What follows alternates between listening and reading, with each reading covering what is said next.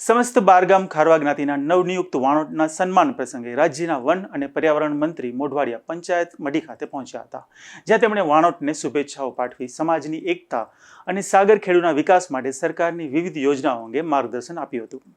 સમસ્ત બારગામ ખારવા જ્ઞાતિના વાણોટ તરીકે કાંતિભાઈ બાદરશાહીની વરણી થતા પંચાયત મઢી ખાતે સન્માન સમારોહ યોજાયો હતો.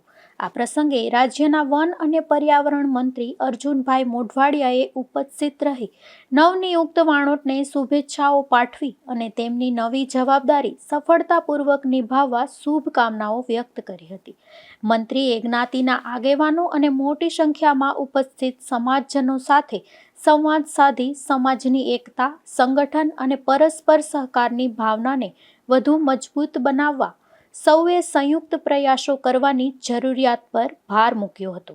આ સાથે તેમણે સાગરખેડુના સર્વાંગી વિકાસ માટે રાજ્ય સરકાર દ્વારા અમલમાં મૂકવામાં આવતી વિવિધ કલ્યાણકારી યોજનાઓ અંગે માહિતી આપી હતી.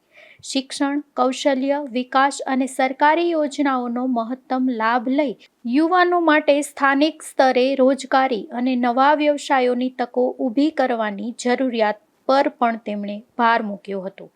મંત્રીએ જણાવ્યું કે પોરબંદરમાં દરિયાઈ સંપત્તિ, માછીમારી, વેપાર અને પ્રવાસન ક્ષેત્રે વિકાસની અપાર સંભાવનાઓ રહેલી છે.